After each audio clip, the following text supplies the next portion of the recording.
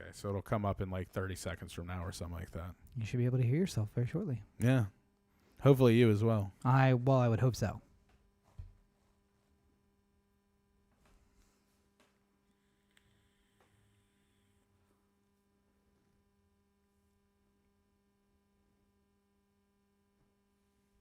We're good.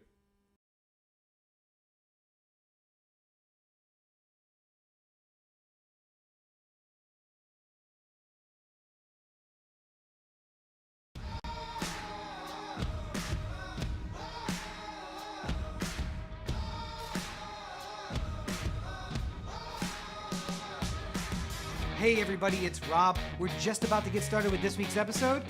Less than 10 minutes left. While you got a couple of minutes here, why don't you go check out otheanthem.com. It's where you can find everything Oh The Anthem, including the merch store, the podcast, and all of the videos. Open up a new tab. Anchor.fm/Oh The Anthem is the place where you can get direct links to all the podcatchers you use to listen to our show every week. Did you know we record every episode live on Facebook? Of course you do. But make sure that you're liking the page and turning on notifications so you get notified when we go live. We make a ton of video content between the podcast, the short films, Heretics. YouTube.com/Oh The Anthem is the place for it all. And of course you can find me on any social network at Robert N. Cheek. And me at LegendCB5. And you can find the podcast at Oh The Anthem on all your social networks. Yesterday, you went to the hospital to hopefully get a test. Yeah. And you were turned away. Yeah. So I mean, well, let's just dive in on that part. Let me just say this, and I'll take Core away because I don't want him associated so much with what I'm about to say necessarily. I try to protect him from those things, but. Guys, listen. Should I headphones? Should I earmuffs here? Earmuffs, everybody. Let me just tell you this. I am experiencing this. Hey, newsflash, because I haven't really talked about it on social media at all. I've been posting a lot. Actually, I'll bring Corey back for this part. I've been posting a lot, which was weird. People on Slack at work today noticed that I was out sick, and they were like, "Hey, you haven't posted on Instagram, and you're out sick today. Do you have it?" Yeah. And spoiler alert, probably. And I say probably because, and this part I'll take him away for. I cannot get a test, and I can't get a test because although they have tests at the hospital or the urgent care that I went to for Kaiser, they won't give me one.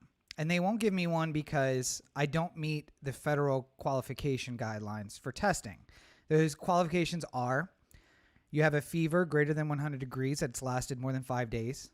Check. My fever has been between 99 and 101 for about 5 days. And then for the last 4 or 5 days has been between 101 and 103.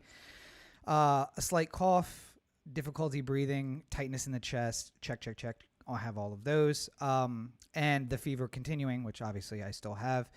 So I have all of those, except what I don't have is the ability to quantify where I may have come into contact with someone. Now, I'm going to go ahead and put my conspiracy theory hat on, and this is what I've been talking about with people today.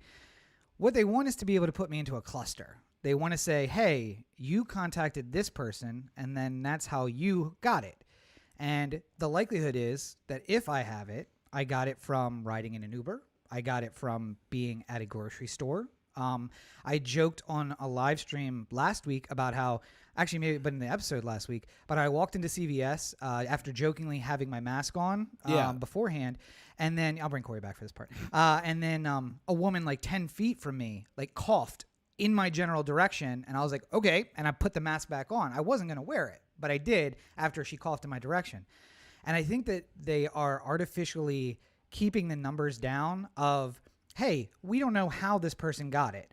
What they want us to say, you know that you were in contact with that person, and now he's positive and you're positive. And we can trace back. So I've been in touch with my doctor regularly. We're tracking the fever. We are tracking the other symptoms. I am a mild case. I think, strangely, we were watching Anderson Cooper today, and Chris Cuomo did an excellent job of describing how I feel, which is there are times when I feel perfectly normal and perfectly fine. When we were talking about doing the podcast yesterday, I was like, I just don't feel up to it. But today I felt perfectly fine, and we were starting to get set up. now I'm feeling a little run down and the energy is waning, and it just kind of comes in waves like that.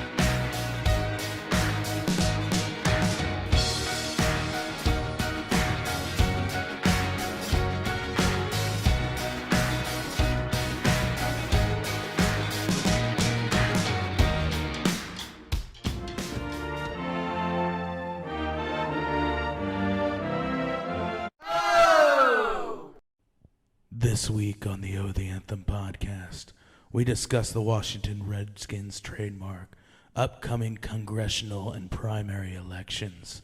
We got all the angles covered. Robert Cheek, lawyer, dirty liberal, 2 years experience and he already has books, a car that says I have student loan debt, and a desk with a computer incapable of accessing farmersonly.com. Bill Baker, lawyer, watches Fox News, 42 years experience with a bookshelf and artwork to prove it, a view that says, yes, my office is in a high-rise, and a book that is difficult to read even if you did spend 20-some-odd years in school. Corey Baker, filmmaker, libertarian, I guess, owns a piece of paper from Los Angeles, has a bookshelf that says, I buy more than I read, a car that says I don't want to grow up, I'm a Toys R Us kid, and instead of writing has been singing the Odd Couple theme song for an hour.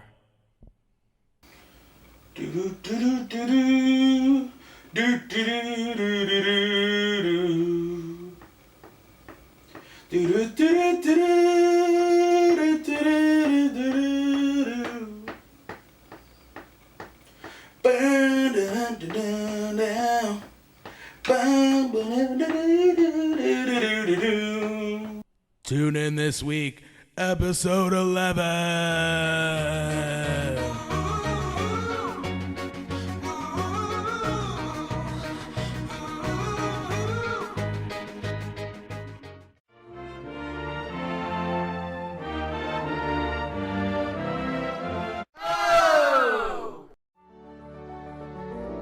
What are you willing to do for country? Will you take where you have come from, the days you spent working on your craft? Push through the long, hot summer days, so much so that the heat burns less in your muscles. Find the courage you have deep within yourself. Use all the drive, determination, and guile you can muster. Can you find the time to live a life around the time you spend? Practice, never give up, and work every day? Are you ready to run until your legs give out and then, and only then, get up and run some more? Can you put in the time to try things, work on the skills people call weakness? Are you willing to fail? Not just fail, but do it over and over again. Get to the point where failure is not a moment of shame, but the default outside of perfection. Are you ready for that moment? The one in front of millions worldwide. People chant your name, they clasp their fingers, they pray to their God. Where there is one goal, not just for you, but for your country. One goal you hold, one goal you strive to conquer. Are you ready to leave an indelible image in history?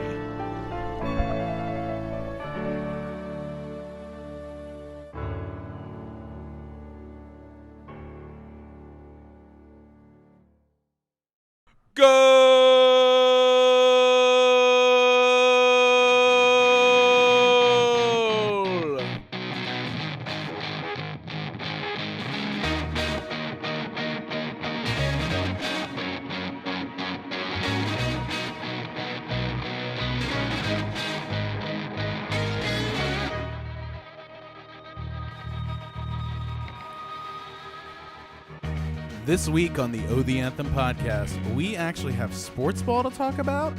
What? In other COVID-related news, we're talking about the shadow United States government that has forced itself upon us. Southern churches during Easter. Apparently, death is God's will. The future of movie theaters and the box office in general. And then a whole lot going on in politics because Bernie has dropped out, endorsed Biden. It's going to be Biden v. Trump for the 2016 election. Listen to the joy in my voice and then go vote regardless, please. All that and more coming up here on the The Anthem podcast.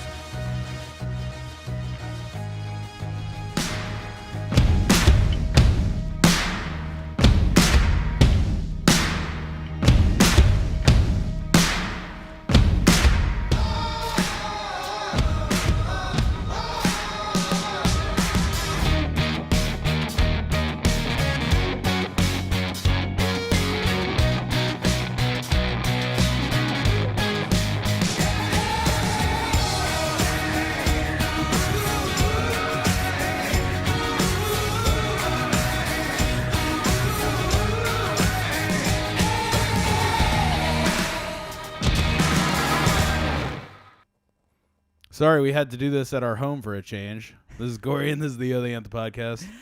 It's been 7 years of the Anthem podcast. Well, we're into year 7 of the podcast. We're into 1 month of quarantine. Yes, we're both wearing pants. This is episode 314 of the Anthem podcast. If you'll call these pants. Coming to joggers, I'm sorry. This lacy little something I've got on. Coming to you from the #OTA LA studios, high above the 110 freeway in downtown Los Angeles, California. Thank you for joining us. Yes. Up front, I promised you sports ball. We're going to give you a little bit of sports ball. Of course, Rob is frantically trying to get the list of stuff up. Here we go. All right. And just a reminder, if you're watching us, no matter you're watching us, thank you for joining us live. You can send us a message right there wherever you are. Twitch, Facebook, Instagram, or no, not Instagram. Twitter. Facebook, Twitter, which is Periscope. YouTube, or Twitch. Send us a message. We can see your messages live, and you can be part of the show.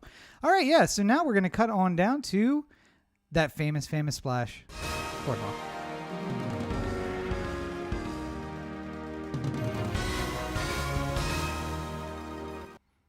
Only had an hour to get ready for the show. Rushing right up to the line. Yeah, that's how we do it. I looked up at one point and I was just like, did you want to do the lead off for us tonight? And then I looked and saw nobody in the chair and I'm just like, guess it's me. It's fine. It's no biggie. Oh. Sports ball. Believe it or not, this coronavirus has been the end of at least one league. What? Yeah. Who would have guessed? And unbelievably, it's the XFL. Well, I got to say, Vince just can't catch a mother effing break at this point. Like, his first league was a little bit garbage. But it made it through the year. Made it through 2 years. No, 1 year. I thought that he was like planning the second year. He was planning the second, and they all said, no, please don't. No, we're good. We've seen what you have to deliver. It was fine. One season is... We got it. Yeah. We got it. This time, he put together a quality product. People actually enjoyed it. But... Corona. I mean, like, I think the merits of how much people enjoyed it is sort of like... I think you're skewed because you're in LA. In D.C., they were packing the stadium. So it was popular in D.C. Apparently in New York, also very popular. In Texas, the two teams in Texas were also not selling out, but like doing all right in the stadiums they were playing in.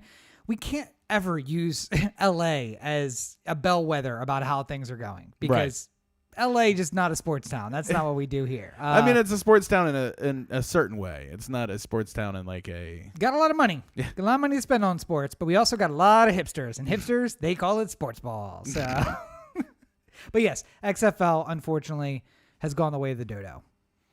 Yeah.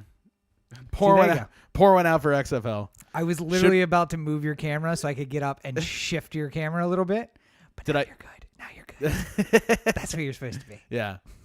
Figured it out too late. But here's the thing. So 3 XFL players will be playing on By the NFL. way, the curl, delicious. I can see it. I could have fixed it a long time ago. I chose not to. Hang on. To Let's give people... Ooh, yeah, that's even bigger. If you're not watching the video portion of this podcast, you are missing out because this girl game is on point. Superman girls. I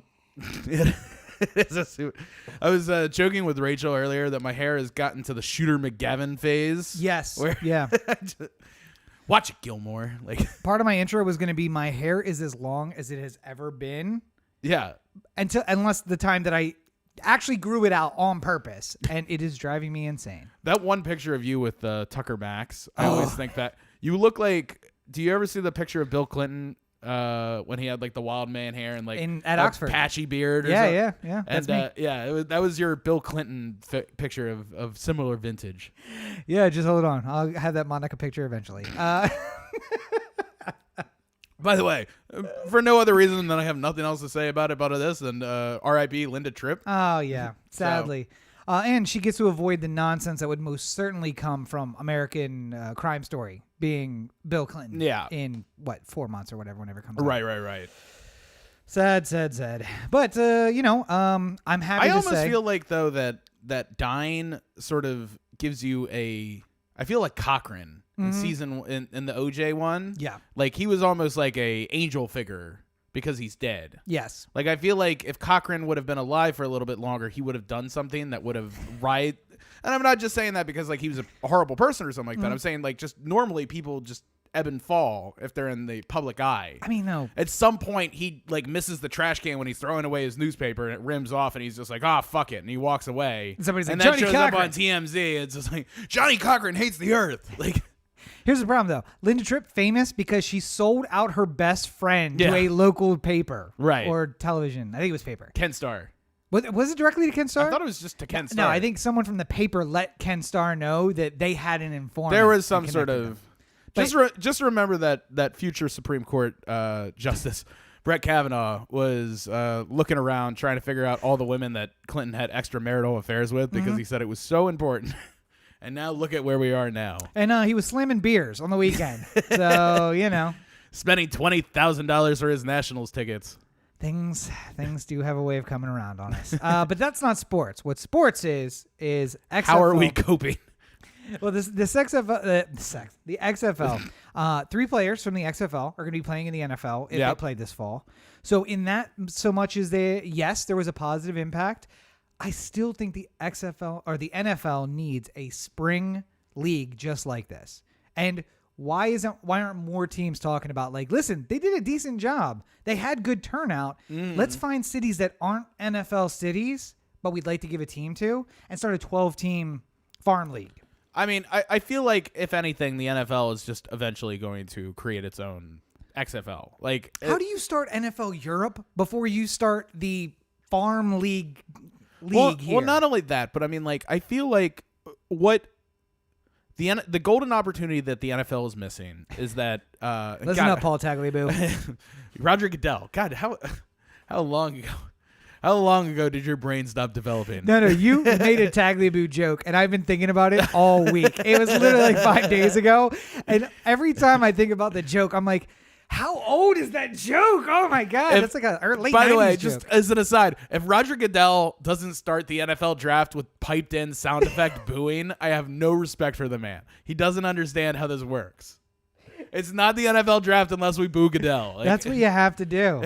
And laugh at Gary yourself, Bettman Roger. would not have the sense of humor to pull that one off, but something tells me Roger Goodell's like talking to somebody like in the office. He's like, I bet it would be a big, like, had booze pumped in.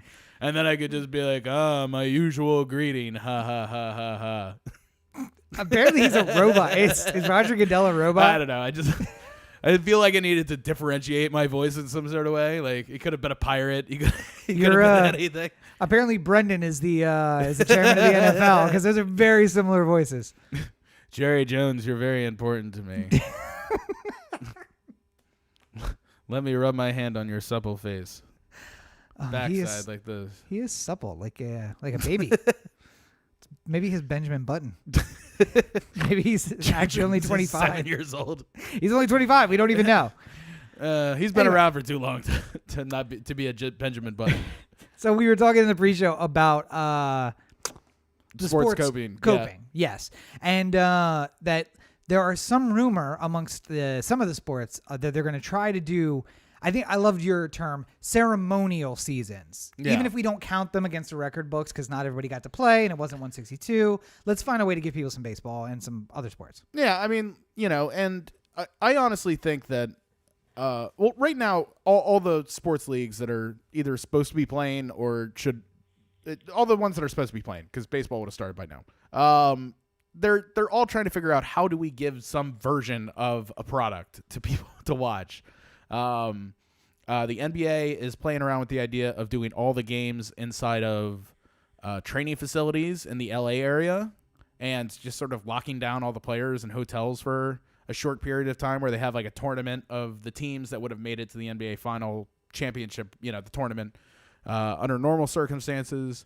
And, maybe you don't give the Larry O'Brien championship trophy for that, but you give a, like this really weird season championship invitational or whatever.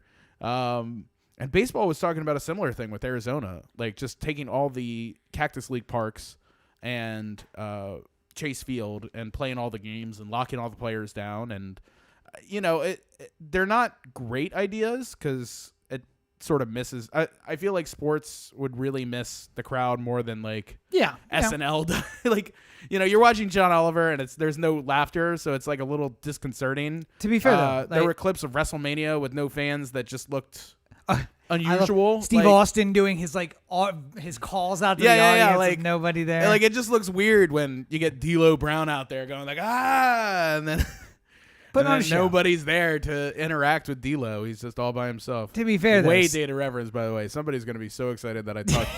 Did you reference D'Lo Brown? To be fair, somebody tweet D'Lo Brown and let him know he was mentioned on the podcast. Yeah, yes, please do. Tag us both, please.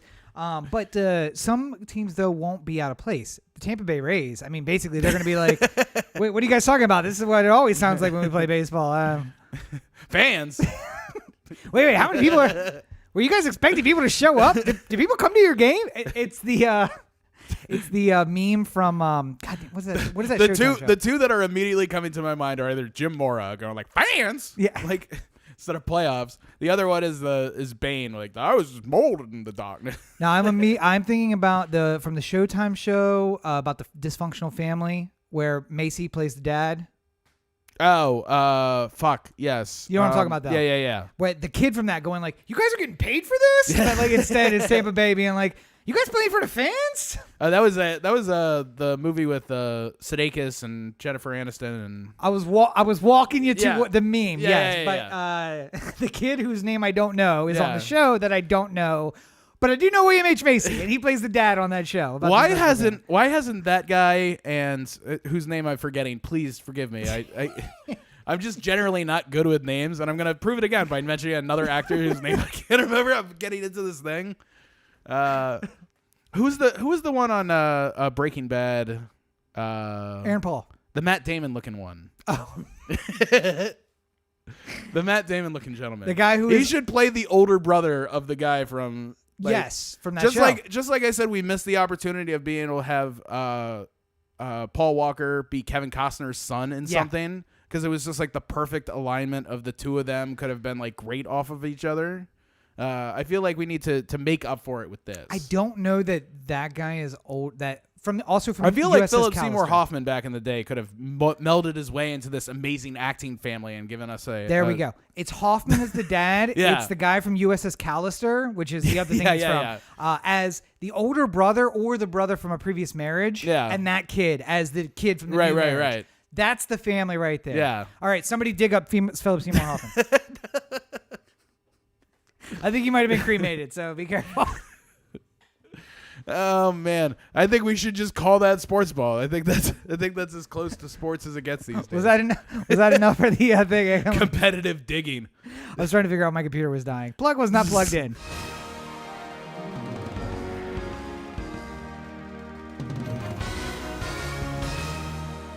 All right, so next up, the topic that none of you was expecting that we would talk about. Coronavirus. Hey. Somehow it's made it into another show. How are you going to do it? But the one thing I love about... Let me rephrase that. The one interesting thing about coronavirus is, and I think just the president in general, this is what I thought about while I was in the bathroom just before the show, Corey. And just to give you some insight into how my mind works, this is what I thought about while I was peeing before we went live. Donald Trump has done what Thomas Jefferson and Patrick Henry could have only dreamed of. splitting this country into. He is breaking up the federalist nature of the United States. Yeah. And maybe we could throw Jefferson Davis in that as well. Although I feel like Jefferson Davis was more of a like, listen, I'm with you guys, but I don't really want to have any part of this. And then I think Jefferson Davis would have figured out a way to start a war regardless of who it was with. So here's the thing, though. Jefferson Davis didn't start that war. They basically were like, hey, so Jefferson Davis is the type of person who's like, I ain't gonna start a war, but I'll fucking finish it. that is basically it. He was like, the bunch of guys, we have our Confederacy. We're doing this by the anti-federalist rules, and then it didn't work. And then they were like, hey, so we're gonna lose this. Do you want to like maybe be the president and save it? And Jefferson Davis was like, well, I don't start wars, but I'll be damned if I'm gonna lose one. So let's go. And then basically made the South into a federalist country, just like the North. So, Yeah. But what Jefferson Davis and Patrick Henry and Thomas Jefferson could have only dreamed of, and that's creating strong executives at the state level who basically say, well, if you won't do it, we will do it. Yeah. And, we've had a running debate, I think, between Cuomo love and Newsom love about who is the best, and maybe a little bit of Hogan too, about who's the best daddy governor. Well, I think Newsom, just generally speaking, is the best looking of any three of them. Oh, well, I mean, yes. So I mean, like if it's like I know a lot of people are doing the like, oh, dreamy Andrew Cuomo thing. Like I think we've won the dreamy governor contest. Like yes. Newsom's a pretty. He's literally been ripped out of a J. Crew catalog and put into Sacramento. Also, in case anybody had forgotten, we're also winning the how many affairs has your governor had, because that is what Newsom also leads in. As far as I know, Cuomo, no extramarital affairs. Although, New York Times, not doing a lot. I'm just saying. Not doing it. Doing some digging. Just do some digging. They're all at home. I know, so they can do some digging. Just what are they supposed to do? get on their computer boxes and just tap. Just call random numbers and be like, has Andrew Cuomo sexually harassed you? What? Google Andrew. Never mind. Next. Google Andrew Cuomo extramarital affair and see if anything pops Why up. don't you do it then? Because I want them to go deep in the Google search, like 2, 3, 4 pages in. I don't got time for that shit. If it's not on page 1, then clearly somebody didn't pay enough to get it on page 1. So. Or did Andrew pay enough to get it off page 1? Yeah. Look at us. Look, it's gonna break. All the great scandals in American history found on page 5 of Google results. It's gonna break next week, and they're gonna be like, "Well, somebody talked about this last week. What happened? How did they know? We have no idea. We're making it up." I'm glad you specified that in case the Cuomo wants to come after us. Yeah. Cuomo's lawyers are listening for the lawsuit, and they're just one more fucking thing. Say one more. Fuck. They're acknowledging they're joking. Sue me. I got nothing, bro. You're going to spend more money on lawyers. You're going to spend time on this. But, yes, so we win in extramarital affairs and awesome governors. So, we have developed a little bit of an East Coast, West Coast rivalry with Newsom putting together 3 states into a coalition, which makes up, 100 million people or so? Way more than that. California, 100 million people. California's got California's 15% of the population of the country. Okay, 15% of 300 million. Well, I know, but I'm not done with Oregon and okay. I think Washington is something along the lines of 15 million people, and Oregon is something like 7 million. Okay, I vastly underestimated California's population. What was California's population? 39.5. Okay, so that maybe not even that. So add 15, add 7. There's 8 in LA alone. Yeah. So 30 million outside of just this little pocket. Yeah, and San Francisco or the LA Bay, County, not LA, because LA, like fucking Brentwood has to be its own fucking city, and the Bay Area, which is made up of 4 counties, also has another 4 million people. So there's 12 million in 2 principal locations, and only 700 or 600,000 of them in San Francisco. Well, nobody can afford to live in San Francisco. There's not enough space to live in San Francisco. I think honestly, this is not coming from any place of science. This is just sort of like my feel of the situation. Let me put you on screen by yourself. Go ahead. which should be exactly what you think you're getting every time you watch Trump give a press conference. I don't know what the science is. I'm just going to speculate wildly. But I do think that part of LA's ability to sort of survive the onslaught of coronavirus is by the sheer fact that we're further away from people than because New York is 500 people in the same building taking the same elevator, and LA population in the city of San Francisco, right, rather than LA in LA, which is 400 square miles or whatever it is. So I think that's part of the logic that we should be taking as to why LA has sort of survived. But my point originally was Gavin Newsom putting together, 75 million people in a coalition in 3 states. Mm-hmm. And if you wanted to just doing the East Coast and the West Coast, Cuomo also putting together a coalition of, 70 million people with 11 states on the East Coast. Yeah. It's like Delaware to New Hampshire. Well, to be fair, Rhode Island's got 20 people. So. Yeah, still 2 senators, still a congressman. That's democracy. They have as much voting sway in the. You know what? I forgot this idea. It was just one of those random pooping ideas I had. Wait. Do not skip over that. What is a random pooping idea? When you're just sitting down and you don't have your phone and you're just what can my mind come up with now? And then you come up with some sort of idea and you're just I should remember that for later. And then you forget it. And then it just came back to me now. Folks, it's Corey at otheanthem.com. Or you can find Oh The Anthem on all your social medias. That's at Oh The Anthem on Twitter, Instagram, Facebook, everywhere at Oh The Anthem. If you have pooping ideas, let us know what they are. I don't know. Pooping ideas. I don't know if that's so unusual. I feel like I might have been the only one who puts it out into the... Because I don't know if you've heard this. Everybody poops. Once again, that's at Oh The Anthem on Twitter, Instagram, and Facebook. Send us a message. Let us know your pooping ideas. New podcast idea on the Oh The Anthem Digital Network. Pooping ideas with Corey. If you're going to put it on Instagram, I just want to see the knees, beach photos. Can we start the trend of hashtag pooping ideas? I just want to see chest up with the toilet tank in the background. I don't need everything. I want the other way. I want the... you don't knees down? No, you don't have to show the underwear or something like that. But the hot dogs or legs thing. Yes. Basically the same sort of just give us a little bit of the knee. I have some concern. You and I this may not be a problem, but there may be people for which that becomes an X-rated photo. I'm just saying, let's be careful about the hot dog leg photo. Okay, but I'm not.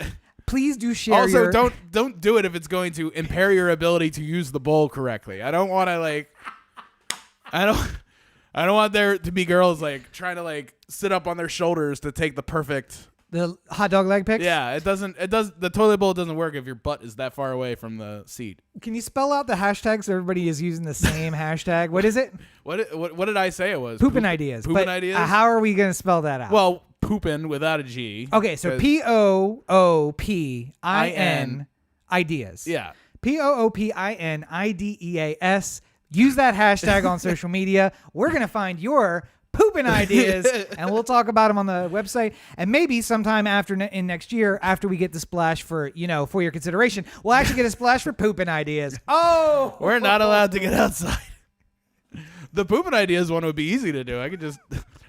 Give me 20 minutes. I'll be back with it. If you come back with a splash for pooping ideas tomorrow, I will bring up my own pooping ideas. I swear to you. I will be furious with you. Pooping ideas. All right. Anyway. Going back to that idea that I had. I didn't imagine it was going to become a whole thing.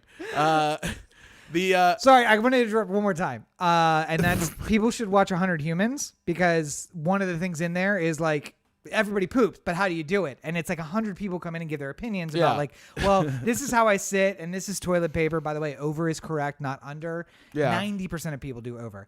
I don't think they got to, what do you do when you don't have your phone? Do you come up with pooping ideas? But maybe they should have asked that question. What's your best pooping idea? I don't know if I would necessarily have an answer for that question on the regular, but right now I happen to, so I'll go forward with it. I feel like this is one of those questions that when you're I feel like this is setting up to be way bigger of a thing. I am rolling pooping ideas. No. I mean, when I eventually tell you the idea that I had, it'll have been 15 minutes of setup, and the idea that you had, I don't care what it is. It's pooping ideas. That is the idea you had. New podcast coming to you. We got nothing but time. And energy. Do it from ancillary toilets. Oh my God, yes. Thank you, Anchor. By the way, you can always find the show at anchor.fm, available on Tuesday. It'll send you links out to everywhere you want to listen to, or you can listen to it right there on Anchor. But Anchor also allows us to go live in 2 separate locations and do a podcast. I'm hearing 2 separate locations. 2 separate bathrooms for We could pooping do it in the ideas. apartment for 2 separate. Oh, we absolutely could. Yeah. This is amazing. Question. Then we could hardwire mics. We just need to get longer cables. Are you doing pooping ideas pants on or pants off? Well, I mean, like, I feel like I would have the pants on, but around the ankles. Like, Oh man. So you'd be actually pooping? Is that, well, am no, I gonna I have just- to watch out for like sounds in the background to like run a low pass on it? I feel like I'm not a good enough actor for people to know that I'm not at least faking that much of it. You know, like I feel like the audience would be into it. Like they'd be like, he's wearing fucking pants. Listen, friend of the show Roberto has nothing but time. He can teach you how to act like you have pants off. Hold on a second. Ha! I'm sold. I'm sold. Did you buy it? The problem is when you forget and you actually start pooping and you're like, oh my God, my pants are off. So back to the idea that Back to the originally idea. started this whole thing. Pooping ideas. Yeah. We could still have 2 senators for every state, but the total vote is whatever the population is, and every senator gets a, so California has 39 million people. Call it 40 just to be equal, right? Round number's sake. Yeah. Kamala Harris would have the vote of 20 people, but it would be one person. So you get the chance of having more important people by elevating them to as one of 2, but you would also take away this thing of like one person in Alabama can completely eliminate 40 million people's. I don't think you understand bicameral legislatures. I think I do, and I'm pretty fucking sick of it. Alternative. I didn't think when it was fucking 13 colonies, they weren't thinking about us having like fucking populations as big of states in cities. Like this just didn't like rank as things that they imagined would come. The problem is they absolutely did. They absolutely did not. Fuck this. No, They did. Because they had the same problem. The point was to give a place where Rhode Island, which had a small population, had the same power as Virginia, which had a large population. Right. I mean, like generally speaking, they were trying to even the odds between big populations and small populations. What they didn't count on was $10 trillion deficits and us being the guardians of the world and needing to act quickly. You know, like when NCAA, like, there's like a recruitment scandal and then they say like a team can't play for a while. Yeah. It's just like Penn State is kicked out of the NCAA for 3 years. Senate, you're out. Yeah. Like I feel like there should be a similar thing. Like we've decided we're kicking out the following senators. Alabama 1, Alabama 2. Like I have a version just make of that. a list of like 20 people who just can't be in the Senate anymore. I have a version of that. Guillotine. We just guillotine, and the guillotine solves that problem. That's what I keep telling the you. governors will appoint new people, and they'll be just as awful. Look at Kelly Loeffler. So Well, to be fair, the legislatures appoint senators, and that might not go the way that I planned, since some Democratic senators can win, but the Republicans carry back the to House. where we started. Yes, your pooping idea. Go ahead. No, that was the pooping idea. The give Kamala Harris like 20, the equivalent of 20 votes. You know. But then doesn't that just make the Senate another house? Yeah, but then it gives us less people to like. So think about it in terms of if it came down to something like where Susan Collins and Mitt Romney and stuff like that are on the block. We could focus more on terms of who has more of a voting share than who it, like you would still be able to turn a lot of votes at one time by convincing one person. But you could also say, like, what the fuck do I care about Lisa Murkowski? She only has 10 million people or whatever it is. Like. How about this? Alternate version. Let's workshop this just a little bit. Do you know about... Or maybe it could be part of, like, earlier parts of Senate voting, but not all Senate voting? Unicameral legislature. Nebraska has one. Mm-hmm. And they do a proportionate vote. So a county, or... I think it's by county, might have, because of proportional vote, 3 people that go to the legislature. But they also send one person as the, like, leader. So the county has 3 representatives plus 1 representative, and every county gets 1. Now, some are going to have 1 and 1. Some are going to have 11 and 1 based on population. Mm. And the 1 is meant to be the leader of that county. So it's like kind of what you're describing, except for less power. Yeah. Because you're not getting the vote of 20. You are one of 5 votes for that count. Yeah. Quarantine's making my brain go crazy. But you're one of 5 votes. But, I spent 17 years as a lower member. Now I'm an upper member, but it's all the same house. Right. And my vote counts equally with theirs. And everybody gets one. So it basically nullifies the 1. Yeah. and just allows people to say, oh, well, I was a junior member for a while. Now I'm a senior member.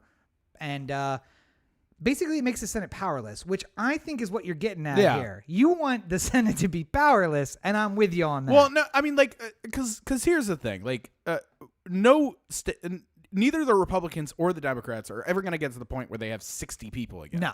So the idea of having a filibuster is just kind of ridiculous. To be like to be able to get anything done without it is just sort of a hill that you're dying on for no reason. And they don't even do it now. Now somebody's like, I will filibuster it, so they don't bring it. Well, I mean, like, people realize that nobody's watching all 15 hours of, Chuck Schumer reading Dr. Seuss books. For like yourself, all right? So all he has to do is go in front of CNN and be like, I'm thinking about filibustering, and it's just like, oh, Chuck's serious. And Bill then, never comes. Yeah. Yep.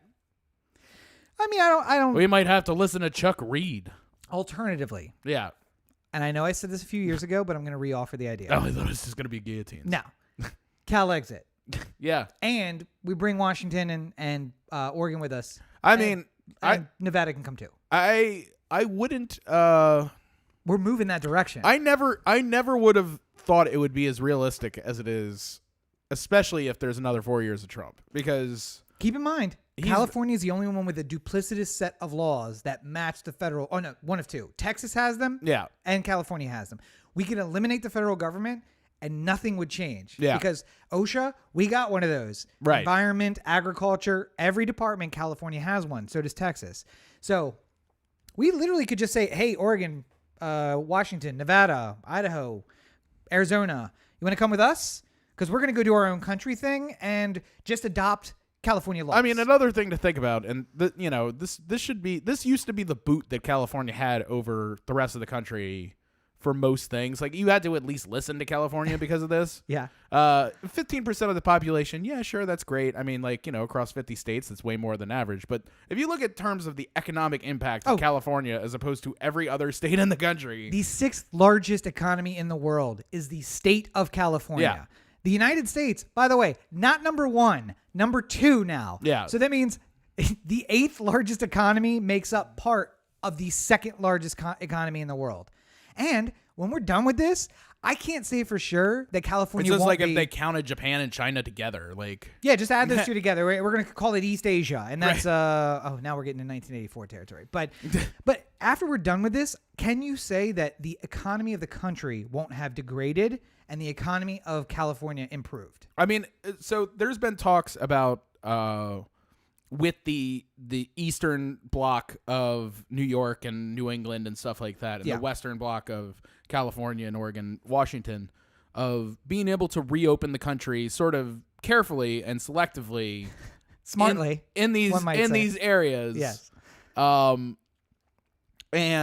I think that if for whatever reason it worked, and I don't imagine they would really go forward with it unless they were pretty fucking certain it would be a good idea. But I think they're sort of putting it out there to sort of see how people react to it.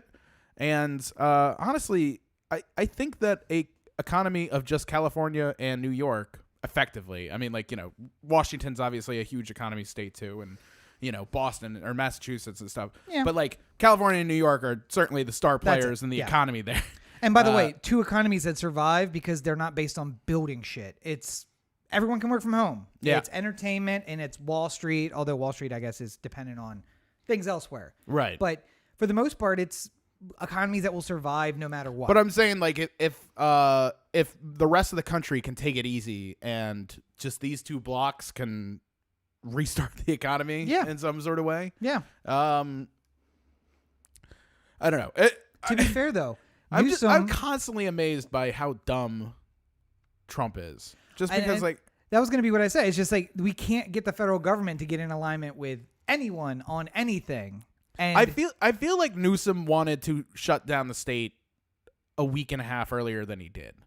I think he was just like he was talking to somebody at the White House, and he's just like, "Are you going to do anything?" And he's just like, "I think next week is when we do something." It's just like, "All right, I can wait a week. I mean, like, I don't want to, but something bigger is coming. I'd rather it just come from the government. Yeah, and we don't have to interfere."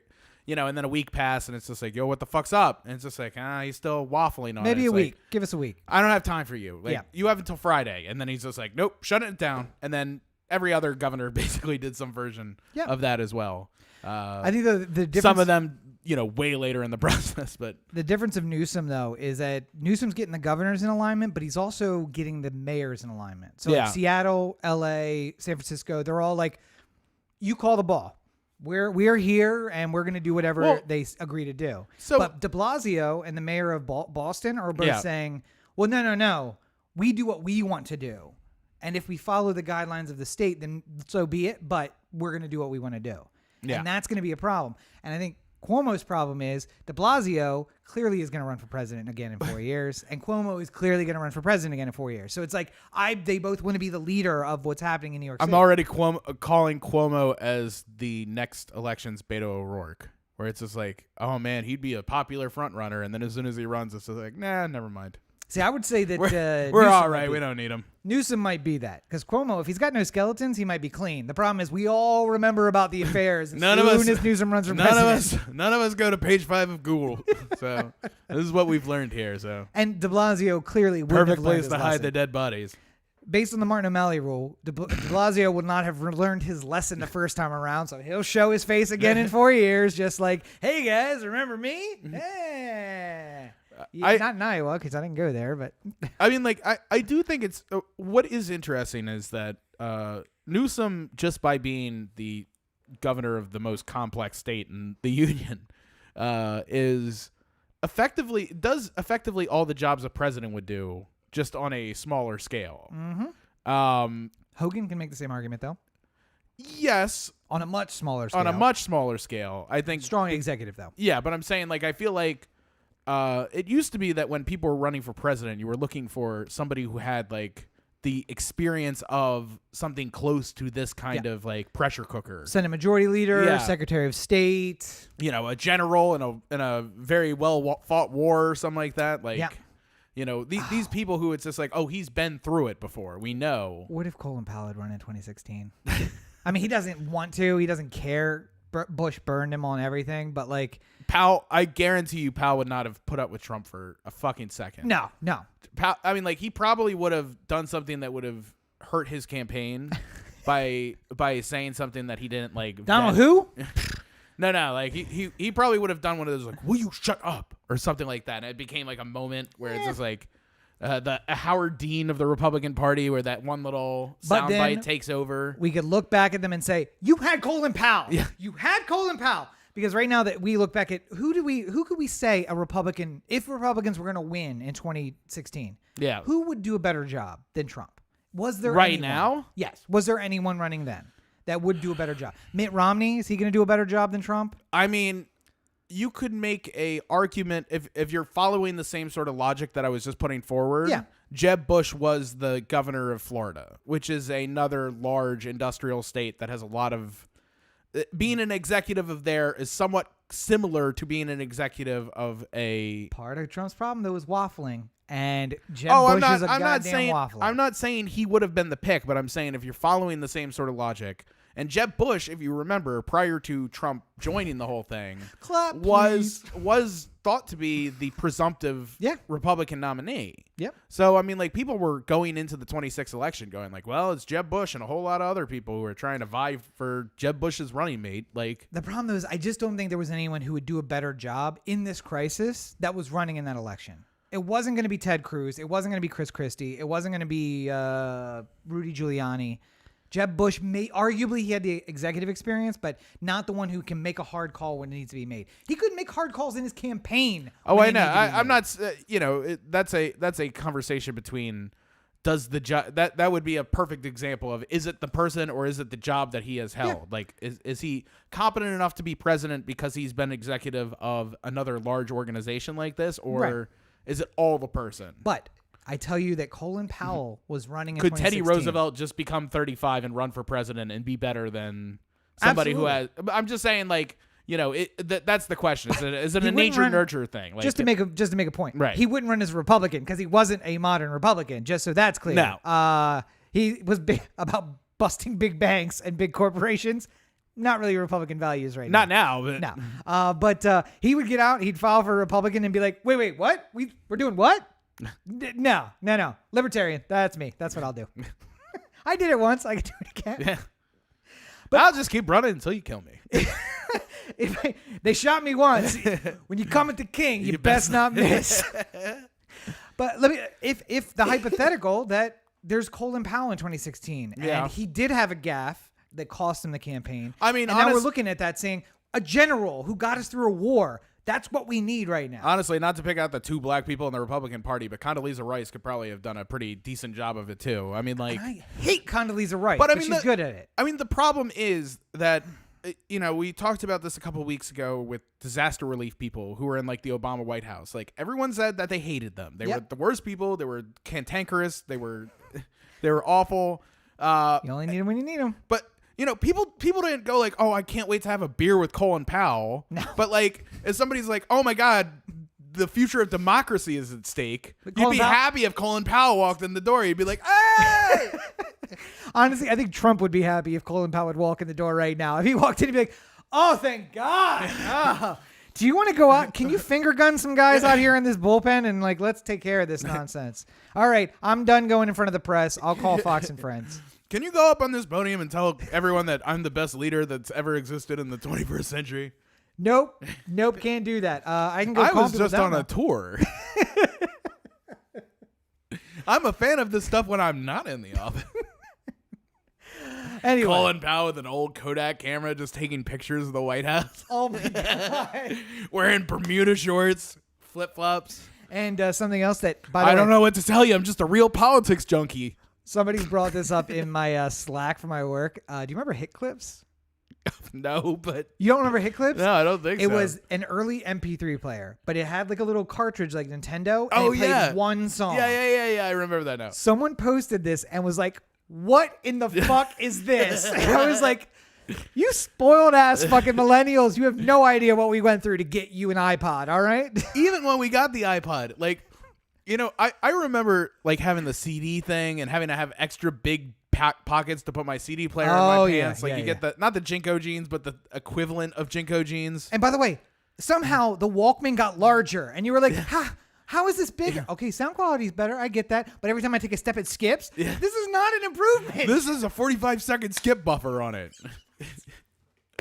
But that second one had a skip buffer, and I was like, "This is magic." I don't. I still remember when the iPod was released, and it's just like it was at this point. It was a humongous jump in the amount of songs we could have, but it was also like compared to today's standard, like a comically low amount. It's just like Steve Jobs is like, you can have 100 songs of your choice on this thing at any given point in time, and people are just losing their fucking minds. Like 100 songs, what would I ever need that many songs for? And now if you go on Spotify and you look for something and it's not there, you're just like, fuck the Beatles. Like, but my comment to them was, this is what we had to suffer through for you guys to get an iPod. I went and bought a Hit Clips, and I listened to those free Happy Meal goddamn tracks. So. I can literally sit here in my apartment and yell songs that I want to hear, and they play. Do you know what I had to go through to listen to a song back in the day? I'd have to call the radio station. I'd have to wait for them to play it. Or I'd have to have the tape ready to go. Go to Sam Goody and spend $35 on a CD to get one song of the 27 that was on the CD that actually came in. Yeah. Can I just get a single? This isn't the single from the album. I'm sorry. We do have singles. I have 4 singles from this album. Not this song. You'd buy the single. It's just the remixes of the thing that you... 4 crappy remixes of the song you wanted to hear. Oh, come on. I hate you. This is what we went through. This is why we gave our computer diseases from Lime. Was it Lime? LimeWire. LimeWire. And Napster. We gave our computers diseases. Something tells me this Jay-Z track shouldn't be 18 gigs. Oh, well. And how many times did I download...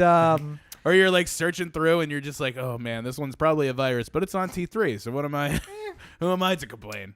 Soldier Boy.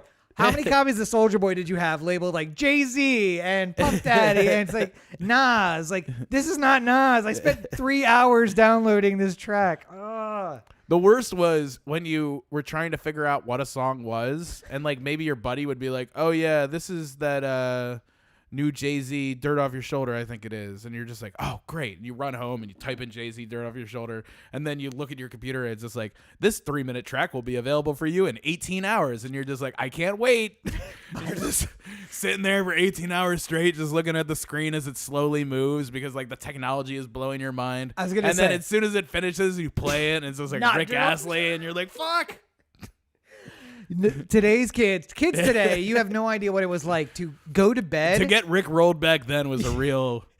to go to bed. Was really infuriating. Sneak into the computer room and start the download on like 5 tracks because you knew by the time you got home from school the next day, all 5 would be downloaded.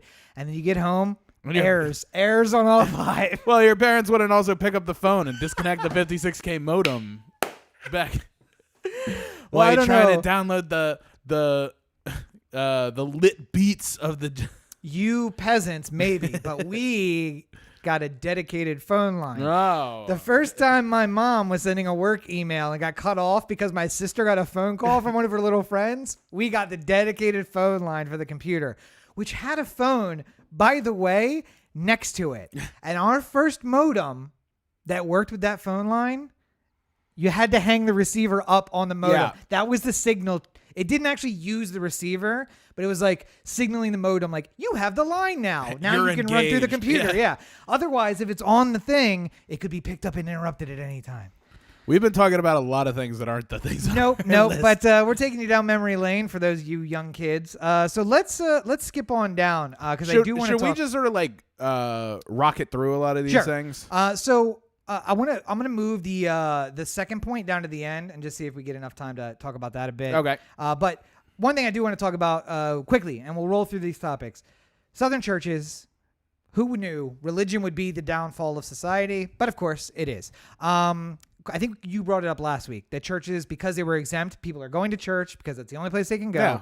And despite being warned, a lot of those pastors were like, it's Easter. We got to have ourselves an Easter service. That's just what we're going to do. It was opening day last week. Oh, yeah. I should have been drunk in the middle of the day watching baseball. Instead, and I you were know drunk that in the middle of the day, not I know, watching baseball. I know that doesn't sound like religion to you, but it feels awfully close to me. And Seems strange coming from the guy who gave up Lent. I don't know. There's extenuating circumstances to this Lent.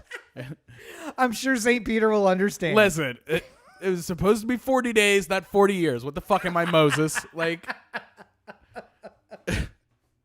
signed up for 40 days, not counting Sundays. They're good. And holy days. Yeah. St. Patrick's Day. Thank God I can have a Coke. I thought you were going to make it, by the way. When you got to St. Pat's, I thought you were going to make it to the end. Because it was like, all right, you get a break in the middle of the week. It's not even a Sunday. We get 2 Sundays and a holy day in the middle. That was the one that fucked me, though. Because then I went like the 3 days and I was like broken of my habit. And then I got it back and then I just went back to it. I was just like, fuck this. No. So you're blaming St. Patrick? Is that what you're doing? No, I'm just... drove the snakes out of Ireland, drove the Coke into Corey's hand. I'm That's just how that saying, works. whatever marketing exec picked the dates for Lent this year did an awful job putting St. Patrick's Day in the middle of a week. Thanks, year 122 Jews. Good job. Couldn't you have thought forward about this a little bit? It's like year 5600. They're like, it's going to fuck up Corey. Let's do it. One of these days, there's going to be a group of people called the Irish, and they're going to like to drink, and they're going to associate themselves with the saint for some reason. And then later, people who are kind of Irish, quasi-Irish, are going to like it even more than the real Irish will.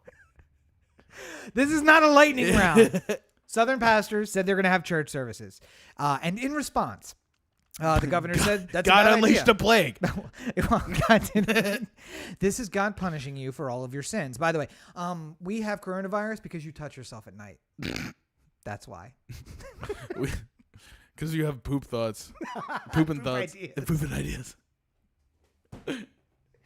Nonetheless, so after being warned that this was a bad idea and people were going to end up being sick because they come to church services, one Southern pastor was quoted as saying, if people come to my Easter service and they get coronavirus, that's God punishing them. And this is why I don't like religion. Yeah. Because when good things happen, we thank God. When bad things happen, we It's blame because God. you did something wrong.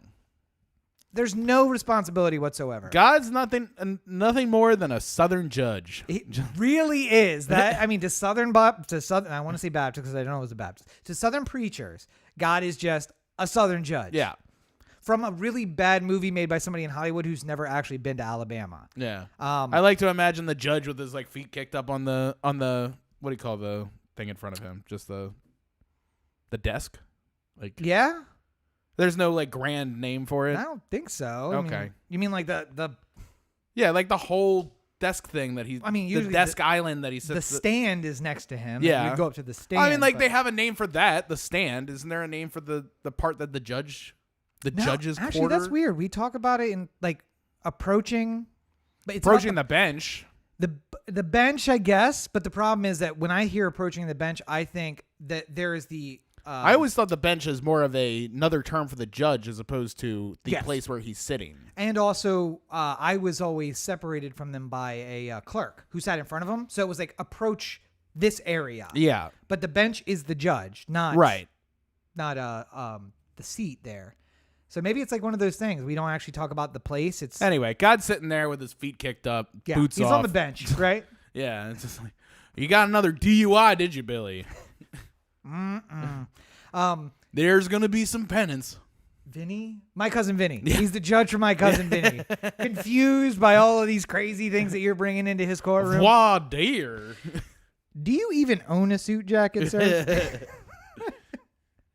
But yeah, so if you got coronavirus because you went to church this weekend, that's God's punishment. And if you think that, you deserve it. Anyway, so moving on. What? I'm just saying. That's fine. I was on a nod of disapproval. It was just sort of like, these are the things we say on the internet. Yeah.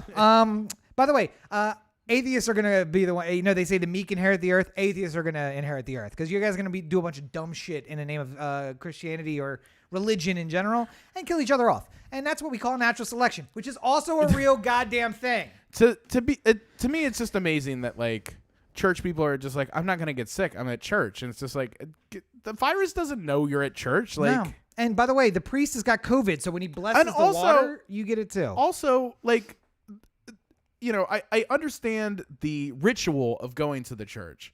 But if I had the option when I was a young child to just watch church on TV instead of actually going, oh God, I would have taken it every time. Like, my parents never would have done that. But I know, but I'm saying like at least hypothetically, like the idea that somewhere out there's a church, there's like a Catholic broadcast of church happening that you don't even have to go to your church. You could just view some Denmark church, Like, by the way, kids these days again have the ability to watch church from home. Yeah. Parents can now set up a camera that is recording live 1080p footage of the kids and be like live on a speaker.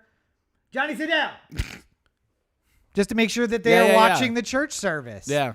I had to pretend to be sick. I had to put a thermometer under hot water and then stick it in my mouth. I think my mom thought I had a urinary tract infection when I used to go to church because I had to go to the bathroom all the time.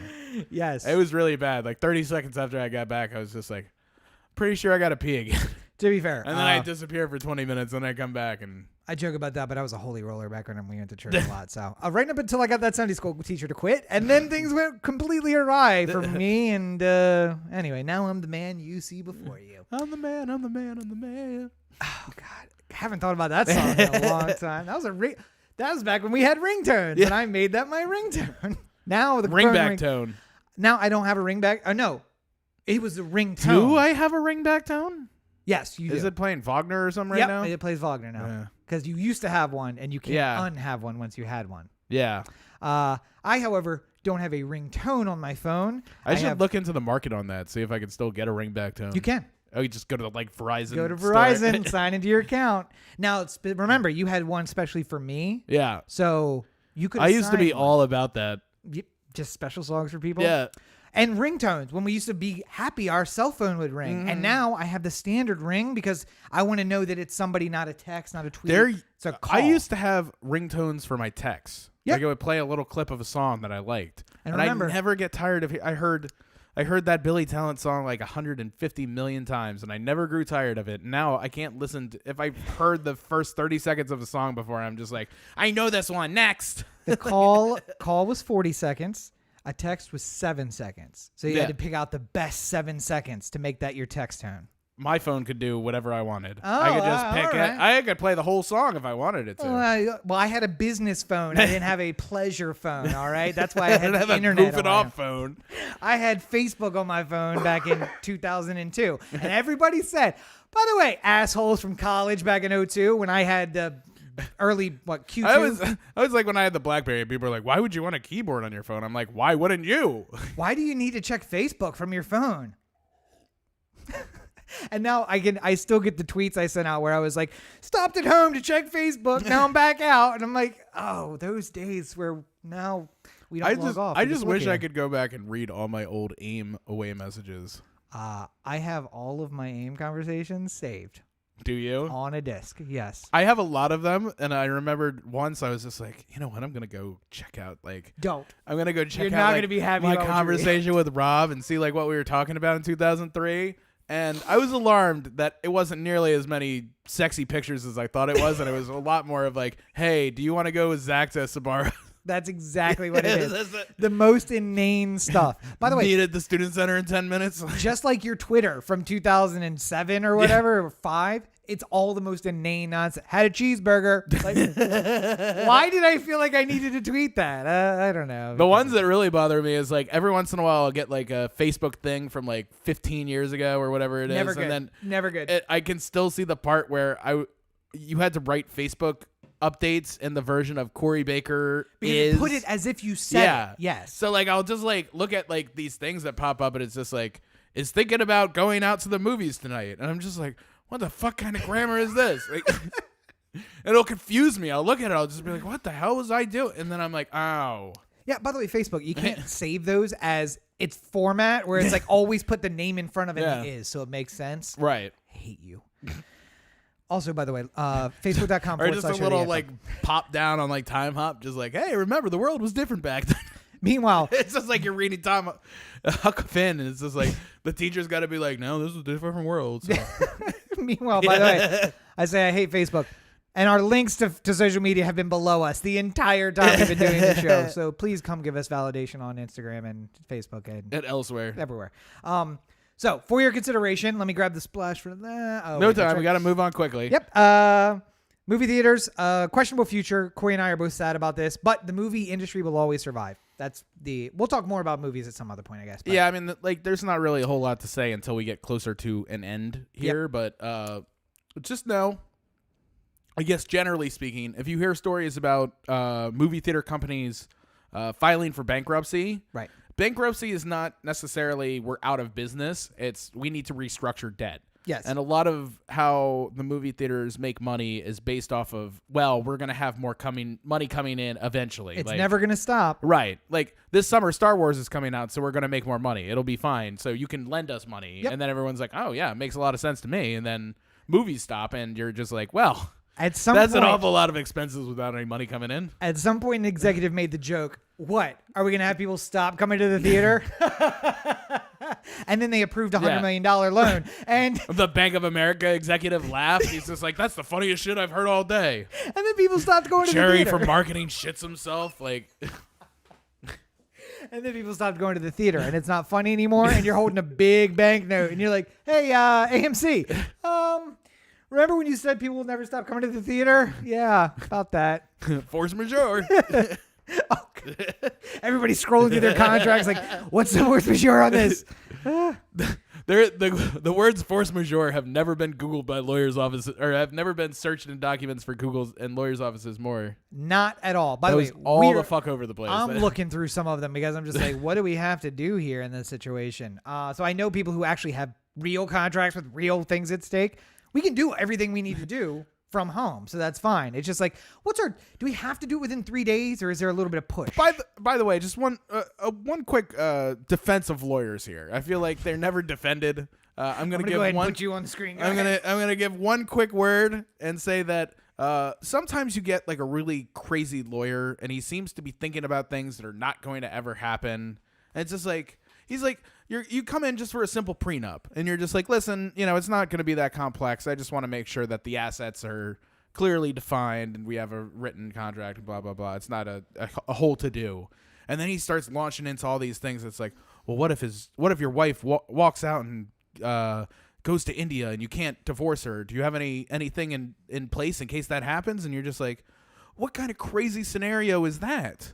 And then you're just like, just write whatever you want. Just do that contract. I don't care. And then eventually you both sign it, and then she leaves, and she goes to Pakistan. And you're just like, God, I hope there's something in that contract about Pakistan. Like, I hope he wasn't just crazy about India for some reason. I'm going to go into that force majeure, and I'm going to find, like... Everyone now wishes that any Central Asian country. Everyone wishes that they had... Carol Baskin's husband's attorney who thought ahead about his disappearance and not just his death. Yeah. So to start lucky. off the contract with disappearance is a bold stroke. Also, like the lawyers sat there going like, I'm going to rewrite contract law today in the case of my disappearance. never happened before, but just in case it does. I always like when the lawyer got the thing too. He's like, well, I've never seen this before. Never before. I've been practicing for 45 years. I've never seen this. Thank God we had this guy for just that moment. In other for your consideration news, there is a chance that Oh the Anthem is going to have the #1 movie in the country at some point this year. So stay posted for that because we figured out the math and it's not that hard. I was talking to somebody in finance today about that. It's not as interesting a conversation as you think it is. But I was talking to somebody in finance, and I mentioned that you could have the #1 movie in the country for $5,000. And they're just like, you should fucking do it. That's a great investment. And I'm just like, yes, I'm going to do it. So, hey, guys. There are no losers. There's only scoreboards. Patreon.com/. We're looking to raise $5,000 to make the #1 movie in the country. Because, by the way, we could stroke that forever. I'd be like, well, back in 2020, eventually their executives won't remember. They'll just be like, yeah. You guys had the #1 movie in the country? Like, yeah, 4 weeks in a row. It's crazy. The problem is you got to figure out the exact right time. Oh, so, yeah. like, be the #1 movie in the country on, like, well, Easter weekend actually would have been a good one. Oh, but I mean, like, you know, if you got like the July 4th, like #1 movie in the country, you could just walk into any meeting and just be like, we had the #1 movie in the country on July 4th. How about just like Memorial Day weekend? What? Yeah, Memorial Day would be a great one. We kicked off the summer of 2020, the weekend of June 1st, with the #1 movie in the country. Yeah. So, blank check, Universal. Don't look into my IMDb. Just give me money. Don't do any investigation whatsoever into the circumstances of that claim. Trust me on this outrageous claim. Don't look any further, and thank you. No, here's all you have to do. Google #1 movie, U.S., June 1, 2020. Limit it to that. I mean, listen, not like it's the end-all, be-all, but there's a lot of great directors who never had the #1 movie in the country. Yep. I mean, like, I off the top of my head, I can't think of any, but, like, I'm sure somebody's going to be like, Kubrick only placed 2 on The Shining. And I'll be like, there we go. I'm pretty sure he had the #1. I think he had it with Eyes Wide Shut. Yeah. I hate that is true, but I think you're right. That might be the one time. I think that might have been the... God damn it. All the great films he's made, and it's Eyes Wide Shut is the one that he opened at the #1 in the country. Well, he took 9 years to make it, so they found a lot of investment. All right, so lightning round through the news. Here we go. Because this is all supposed to be lightning round. Yes, as we do our lightning round. So Biden, much to my chagrin, released his plan for medical. Well, real quick before we get to that part of it, we should mention that Bernie Sanders is no longer running for president. Yes. He dropped out. He's endorsed Biden. So he was now on SNL. I think it was him this week. I don't know. I haven't seen him in a while. So the election in 2016 is going to be Biden v. Trump. No, 2020. We're in 2020. 2020. I'm sorry. Of course Yes. I did that. It's going to be Biden Trump. Yes. So, yay, our national nightmare is over, So I guess. if I did vote, I literally would be voting for any competent adult. I write that in. Any competent adult. Because neither of those guys are, I think. But now being the presumed nominee. At some point, I would like to talk about Biden's sexual assault allegations against him. Sure, let's do that. Because that. that's picked up a little bit here, but it feels like we've already said way too many things that we're probably going to regret in a couple of years. Yeah, so we probably. should probably just stop with the Biden talk. For Are you the guys who said you'd figured out how to stack the ratings for movies? I'm like, yep, we can do that for you. You want to write me a check? But yes, Biden's bullshit medical plan, now that he's the presumptive Democratic nominee. Right. So also I want to say hi to Isaiah Valentine, who is watching us on Facebook and said hello. Hi, thank you for checking us out. You also can get a shout out if you join us in the chat for any of the places. You can find us live on Twitch, Periscope, which is Twitter, YouTube and on Facebook. And if you say something in the chat, we'll say something back right here live on the show. Yeah. But Biden released his medical plan, and after Bernie dropped out, everyone was assuming like, oh, well, he's going to loosen up on this. And he did. Oh, by God, did he? Because his first announcement after Bernie stepped down is, you know what? It's almost like he ripped off the Joe Biden costume, and it was like Alexandria Ocasio-Cortez underneath. Yes, absolutely. Fuck you! And then he was like, we are going to lower. It was that ridiculous of a plan, that amazing of a step. He said, we're going to lower the Medicare age. And that, by the way, was the lead that got me to click on the story. And then I saw the story, which is they are lowering it to 60, because through this crisis, I have thought, what are people between 60 and 65 doing without Medicare? Not at all thinking, hoping not to die. Not at all thinking about, everyone between 18 and 30 who is also young and has jobs that, by the way, are considered essential now for some reason. The guy you don't want to pay $15 to is now an essential worker, and he's got to be at work every day. Can't give him insurance. Anyway, so 60. Yeah, so I want to point fingers at Corey, not at you, but at Corey, because I believe you said last week, whoa, maybe we'll see a little bit of Bernie leak into Biden's platform. And we did a little bit, very little, very, very little. I'm not saying that this is the grand gesture I was hoping for. I think there's more to come. I think that Biden wasn't necessarily prepared to come up with a medical plan in the middle of the whole pandemic. You but know who was? Bernie. Bernie yeah. put out Oh, a I medical know. plan in the middle of it. I know, because Bernie's always right. Why didn't we vote for him for president in 91 when he was a little bit younger and still? He was, because he was exactly the same person. I know. It would have been voting for the same like guy. The problem is like they show old clips of Bernie and you expect to see him like be like, I'm up for anything except for these gays getting married. Nope. It's just like it's like 1970 and there's a bunch of people like with pitchforks in front of him. He's just like, and the gays need to get married, and it's just like, sure. I mean, Bernie's really still gray hair, still balding on top, looks exactly the same. He's been like that since he was 17. Like he's that guy. But that's the thing, is like consistency. Joe Biden is a different guy every time he runs for president, which, by the way, he does a lot. This is the 5th decade he's run for president. Actually, we might be in the 6th decade that he's run for president. Maybe. Because I think 2020, the 20s will be the 6th decade. 70s, 80s, but he wouldn't 90s, technically. Well, 2000s. Are we counting 20 as the end of the decade or the beginning of the decade? I'm just saying the decades. The decades because of the 1980s. There was a lot of killjoys who were saying that, like the year 2000 wasn't really the end of the millennium. It was 2001. Screw it. No, I'm going to go with that. Which actually means not 6, but 7, because he ran in 1979 for the 1980 election. So he was running for president in the 70s, the 80s, the 90s, the 2000s, the 2000 teens several times, and now the 2020s. Yeah. 6 decades he's run for president, and every time he's a different guy, and every time he puts his foot in his mouth and the campaign stutters.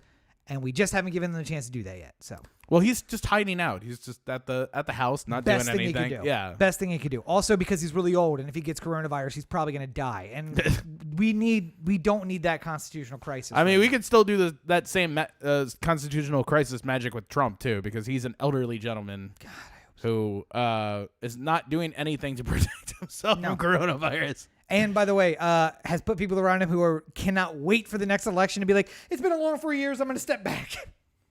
Yeah. And by the way, the Republicans killed anyone running against him. Like, there were 4 candidates at one point, and they just kept them from getting on the ballot. Fuck Bill Weld. Yeah.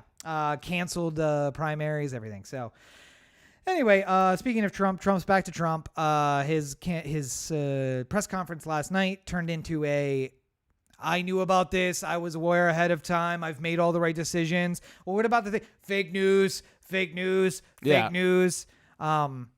So I, just in case it wasn't clear last week, I rescind my comment from 2 weeks ago. Oh, do you? Where I said, maybe he's going to be somebody different. As I said last week. Your hot take is just getting hotter and hotter. We're dealing with a sociopathic narcissist, and that's what I forgot to calculate in. The math was good. But I was using a magic number that Kevin uses called 11, where it makes everything add up at the end of the day. I just don't get these press conferences. I don't understand who I completely stopped watching them. I can't even, because it's not like Trump really has the introspection to be able to give us an answer to a question that would help at all. Like, because like everything is just shaded around how do I make it look like I'm doing an amazing job. Yeah. Like, so the one day where he looked like, someone slapped his knuckles and he had to deliver the bad news was the closest we've gotten to him being able to do this, like, on any kind of realistic basis. Yeah. And I mean, today he basically did a campaign ad from the White House press briefing room where all the Republican governors talked about how his steady leadership has helped along the country at this time of need and stuff like that. And then he retweets somebody who says fire Fauci, and then answers a question like he was surprised that somebody was going to ask him about the tweet that he retweeted. And then he was like, no, I'm not going to fire Fauci. I had people say I wasn't going to fire Fauci. It's just like, well, why did you retweet that? And it's just like, people have opinions. I just put them out there. And it's just like, nobody else goes by that logic. If No. Tom Hanks like retweeted somebody who's just like, the black people should die. They're the problem. And then like people were just like, Hanks, what the fuck? He was just like, listen, there's a lot of people with opinions. I just feel like people should know about them. Like, Yeah, no. And Tom Hanks is not the president of the United I feel like I had a perfectly good opportunity with my millions upon millions of Twitter followers to explain to them that there's people unlike you out on the internet, and this is an example of that. Like, that's not a logic that works. And the fact that somebody is spending the time to like making sure you look good is something you can do after you're done the job. Yeah. Yeah. Like the reason why Gavin Newsom gets to be sewn into a new suit every day is because he did his homework early. Like he has an extra 20 minutes for the gentleman from Brooks Brothers to fine craft a suit around his silhouette. You know, Did you say like, something about doing his assistant early? I missed that. What was that? What? Something about that? Campaign manager's wife? Something? Oh yeah. It doesn't matter. It was when he was the mayor of San Francisco. It's like 10,000 years ago. Good, clearly, yeah. I'm just kidding. I love Gavin Newsom. I take him down because I think that he would say the same thing. He'd be like, yeah, what are you going to do? Sometimes you make mistakes. But I went to rehab and I had a problem. Listen, sometimes you're good looking and you get in trouble and then you go to rehab and then you're good looking again. And I can't help it. Good looking never stops. Good looking never stops. I do want to save your metaphor for next week. Okay. Which is the next point, because I think that would take some time to dive into, and I think it's so good. I do want to take the time to dive into it. Okay. So let's just say the last thing is just why homelessness is a problem. Okay. And I think we talked about when this first happened that we were very concerned because the LA homeless population is quite expansive. Yeah. And you were saying something about you're not seeing reports. Do you remember in the pre-show? Well, it's the problem is that not enough people have been tested to accurately tell how many people have coronavirus. And I feel like any number you hear anywhere in the world is merely a suggestion. Do not take China for its word, and also do not take the United States numbers for their word. They could be a lot higher, and there could be a lot more deaths that are associated with corona that weren't corona. Yes, I get it. There's a lot of things that aren't being factored in exactly the way they should be. Yeah.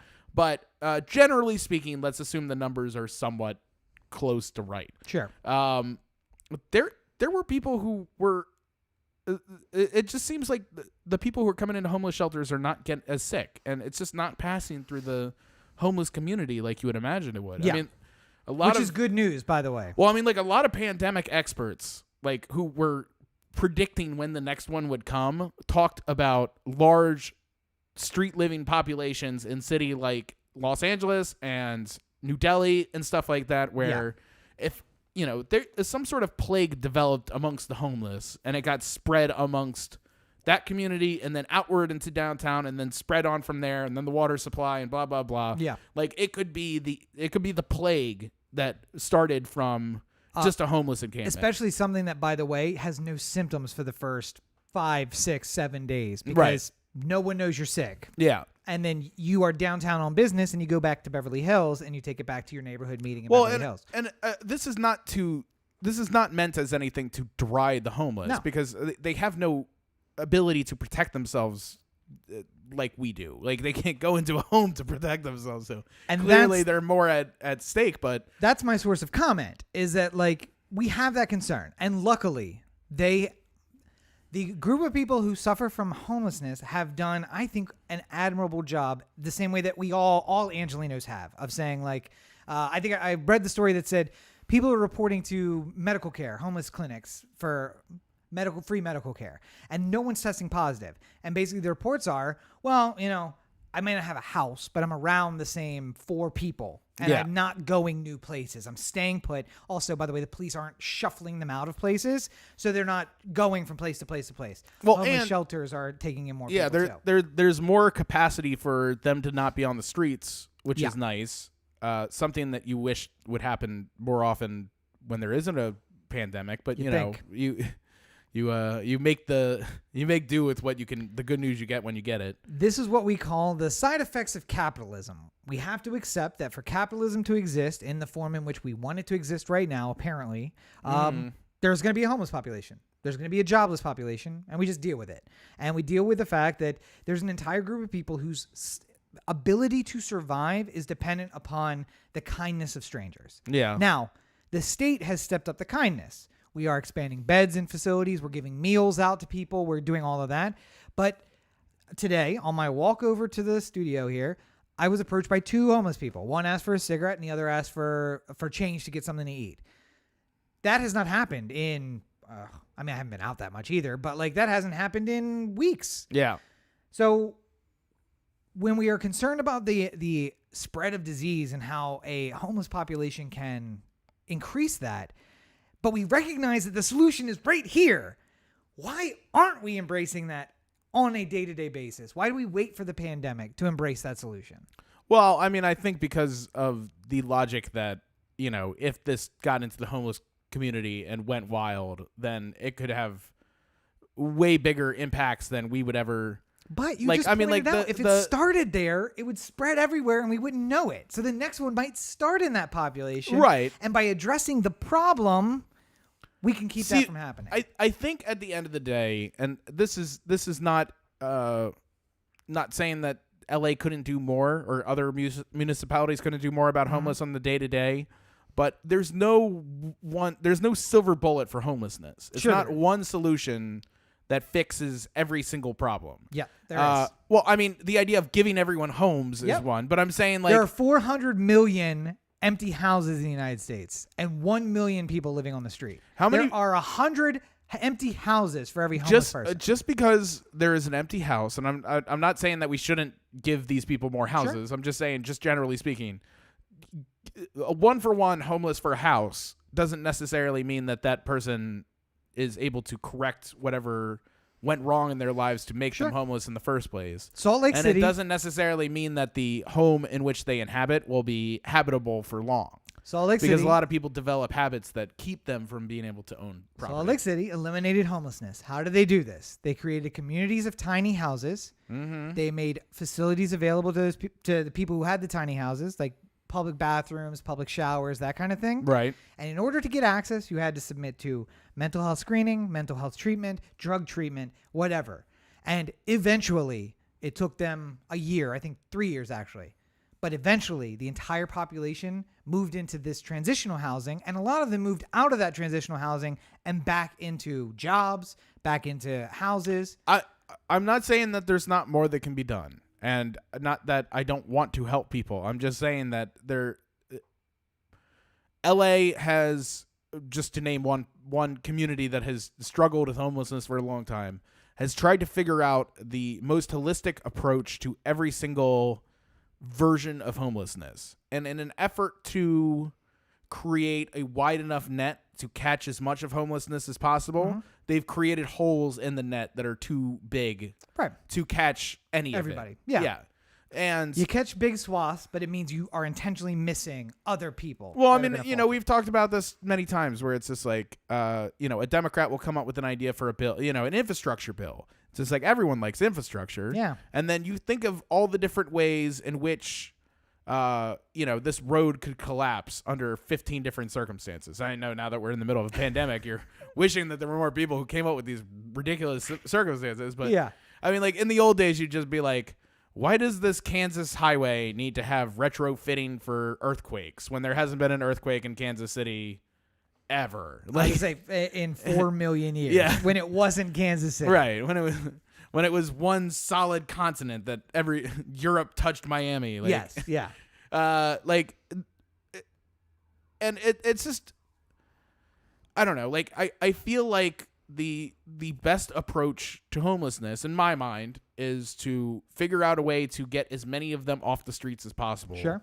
And then maybe take the data of what you get coming in to define how you try and approach it. So I have a shelter with 100 beds, right? 100 homeless people come in tomorrow night. And I say, why do I just have a questionnaire where I ask them questions. Skip ahead to, why are you homeless? Yeah. Like, figure out for what reason you're here.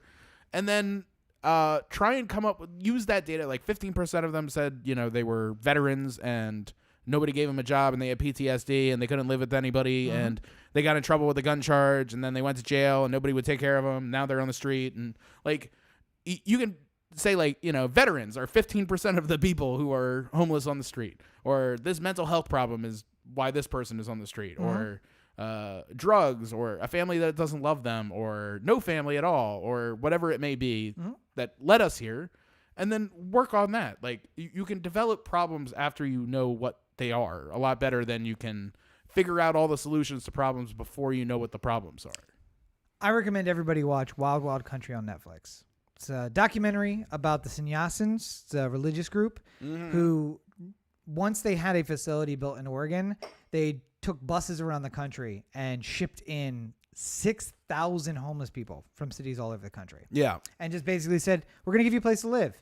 And don't keep watching to episode 5 and 6, because it turns out there was a lot of shade with any of these kind of like organizations in the 70s. There was a little bit of shady stuff going on in the background, but their work with the homeless was unparalleled. Healthcare, mental health care for homeless people, giving them a place to live and giving them a sense of community, and how strongly that supported the group as a whole. So at one point, the homeless population, or they called them street people, the street people outnumbered the religious sect, but they were there to support each other, basically.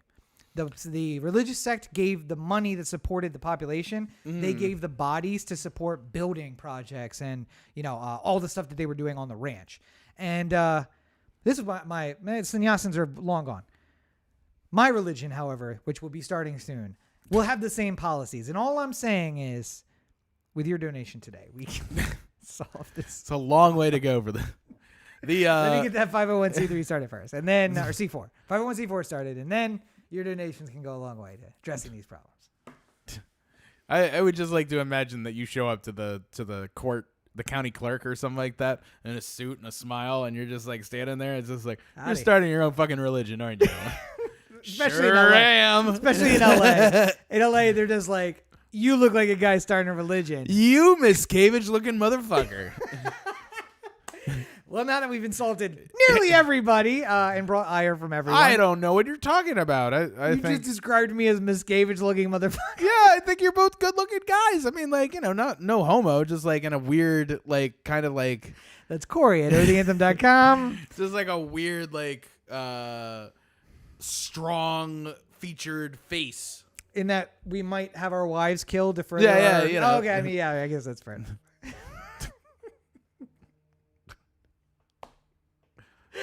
This one's gonna go down in the annals.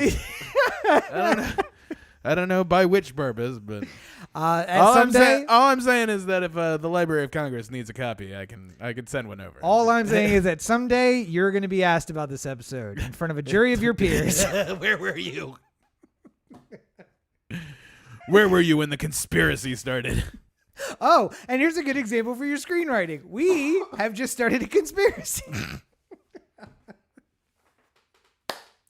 Welcome to the official podcast of the shadow government of the United States. By states, for states. I can be the Howard Dean of this. Hiya! Well, we've if there's any place to go after this whole clusterfuck, you know where you go? Where's that? OTheAnthem.com, core to OTheAnthem.com, OTheAnthem on Facebook, Twitter, Instagram, listener line, 443-219-7595. What's My the number brain again? just stopped working for like a long stretch of that. 443-219-7595. If it sounded like words weren't like actually I was listening to a Dolby Atmos thing earlier, and it's just like they were using words that I recognized, but I just imagined Rachel listening to it and just being like, so if you find the pan level of the noise floor too elevated or crunchy, then perhaps you're making up words, It's just right? like, she was just like looking at it like, what the fuck am I watching? Is this adult gibberish for idiots? Yes, it sounds like that. That sound stuff. If you want more of me, you can go to my website, CoreyBakerFilmmaker.com, Facebook.com/CoreyBakerFilm, and at LegendsCB5 on Twitter, Instagram, and TikTok. Unleashed my first TikTok today. It is Boring. not going over well. I learned from mistakes. Most recent review was the Jay and Silent Bob reboot. We'll look for something to do before Thursday, and you can see a video then. Hey. Yeah. Good stuff. All right. And of course, you can find more of me at Robert N. Cheek on all your social networks. Make sure you check out the brand new and slightly up but still under construction, robertncheek.com, where you can find links to all of the videos, youtube.com/Rob Cheek. The reviews are up there. Don't too many people go to that website at once. It's I don't hosted know. by GeoCities. I don't know if we can It's take only it. designed for 3 or 4 people at a time, so I do have a visitor counter at the bottom. So there and is it's social sparkly. distancing. Social distancing applies on robertncheek.com. Most recent review was Swiss Army Man. Swiss Army Man, yes, which is it's a weird movie, and I talk about how weird it is. And coming up this Thursday is Jay and Silent Bob reboot, so make sure you check that out. More reviews coming soon. At the website, you can also find links to the books, which are available on Amazon. Buy our books. Thank you. And everything that I am doing will be available up there, so make sure you check it out. robertncheek.com. Hooray! Well, I think we've done good here today. We've done something. I don't know if it's good. But as always, you're listening to the O The Anthem podcast, part of the O The Anthem digital network, which now includes the great new podcast, Poopin' Ideas. It's a podcast that only lasts as long as a poop lasts. I was really just going to try to roll through, but five to 2.5 hours of... As I said it, I pictured us on individual toilets doing the podcast. That was just it. I'm going to have to figure out a way to change the alignment of the toilet so it like faces the other wall so we can get Prince in the background of my shot. Or just hang him up behind a toilet. He goes on the other wall.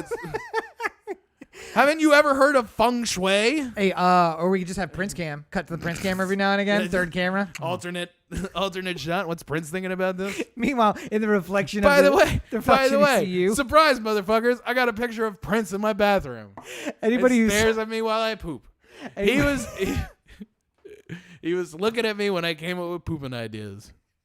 Anybody who follows us on Instagram at O The Anthem would have seen the video of Corey throwing up after our Drinko de Mayo episode and me saying Prince is judging you while he was puking. By the way, I can't say for sure, but I think Drinko de Mayo is canceled. No, it's not canceled. It is on. We can still get alcohol delivery, as we proved yesterday. So it's on. Right, and by the way, we still have the same tequila still undrunk from last year. Yeah. So anyway, for Corey, this is Rob. Have a great week, everybody. I have nothing else to add. There is nothing else that could be added. This is exactly what it is. Case closed.